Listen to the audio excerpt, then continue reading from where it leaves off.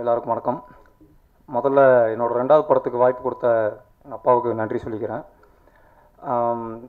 எல்லோரும் அதிகமாக கேட்டது 8 தோட்டாக்களுக்கும் ஜீவிக்கும் எதுக்கு இவ்வளோ பெரிய கேப், நடுவில் ஒரு 1.5 வருஷம் படம் பண்ணல அப்படின்னு கேட்டாங்க. ஆஃப்டர் 8 தோட்டாக்கள் எனக்கு வந்த கேரக்டர்ஸ் எல்லாமே அதே மாதிரி சட்டிலாகவே வந்துட்டு இருந்தது. ஸோ நம்ம ஒரு டிஃப்ரென்ஸ் காமிக்கணும், நம்ம கேரக்டரைசேஷன் நம்ம கொஞ்சம் டிஃப்ரென்ஸ் காமிக்கணும் அப்படின்னு சொல்லி ஸ்கிரிப்ட் கேட்டுட்டு இருக்கும்போது தான் ஒரு நாள் பாபுவும் கோபியும் வந்தாங்க ஆஃபீஸ்க்கு.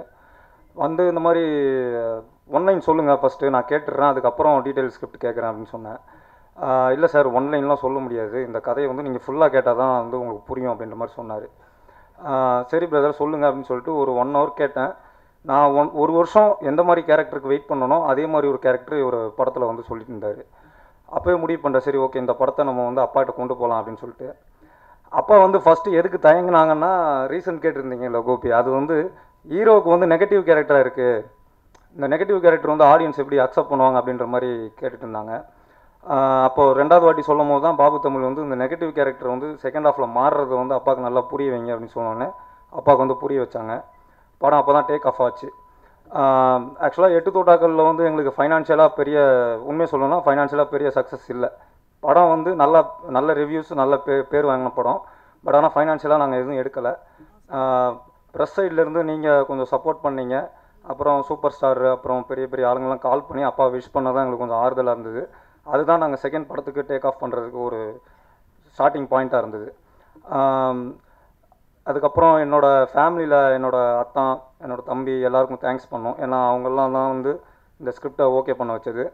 முக்கியமாக ஒரு ஆளுக்கு நன்றி சொல்லணும், போஸ் பாண்டியன் அண்ணன். அவர் இங்கே வரல, அவர் தான் அப்பா கன்வின்ஸ் ஆகாமல் இருக்கும்போது ஒரு செக்கை கொடுத்து, தம்பி அப்பாவை நான் கன்வின்ஸ் பண்ணிக்கிறேன், நீ படத்தை ஆரம்பின்னு சொல்லி ஆரம்பித்து விட்டார். படம் ஆரம்பித்து ஆக்சுவலாக பார்த்தீங்கன்னா ஒரு 40 டேஸில் முடித்தோம் படத்தை. ஒரே ஷெடியூலில் போய் ஒரே ஷெடியூலில் முடிச்சிட்டோம். கூட நடித்த ஆர்டிஸ்ட் பற்றி சொல்லணுன்னா கருணாகரன் சார், அவங்க சொன்ன மாதிரி ஸ்கிரிப்ட் எழுதும் போதே கருணாகரன் சார் தான் இந்த ரோல் பண்ணணும் அப்படின்னு சொல்லி தான் எழுதி கொண்டு வந்தார். மற்றபடி நம்ம கோபி அண்ணன் குருநாதர், அவர் எல்லா படத்துலையும் என் கூட நடிப்பார். இதுமாரி நான் நடிக்க போகிற படத்துலையும் அவர் நடிச்சிட்ருப்பார். அடுத்தது ரோஹிணி மேடம், ரமா மேடம், எல்லாருமே சீனியர் ஆர்டிஸ்ட். இவங்ககிட்டலாம் தான் நிறையா கற்றுக்கிட்டேன்.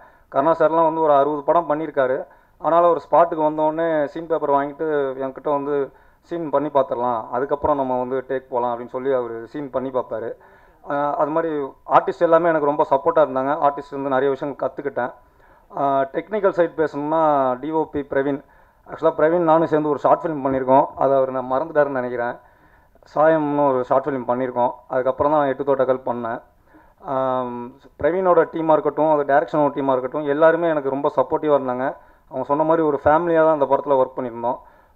ஒரு சீரியஸாக பண்ணுவோம் அப்படின்ற மாதிரி இல்லாமல் ஜாலியாக வந்து என்ன எடுக்கணுமோ அதை மட்டும் எடுத்துகிட்டு பேக்கப் பண்ணிட்டு கிளம்பிடுவோம். படம் ரொம்ப நல்லா வந்திருக்கு. ப்ரீவியூ பார்த்துட்டோம். கண்டிப்பாக ஆடியன்ஸ் எல்லாருமே வந்து ஒரு வித்தியாசமான கதை எதிர்பார்த்தீங்கன்னா இந்த படத்தை பார்க்கலாம். ப்ரெஸ் சைட்லேருந்து நீங்கள் எனக்கு 8 தோட்டாக்களுக்கு எந்த அளவுக்கு சப்போர்ட் கொடுத்தீங்களோ அதே அளவுக்கு சப்போர்ட் இந்த படத்துக்கும் கொடுப்பீங்கன்னு நம்புகிறேன். ஜூன் 28ஆம் தேதி எல்லோரும் தேட்டரில் போய் பாருங்கள். தேங்க்யூ, நன்றி.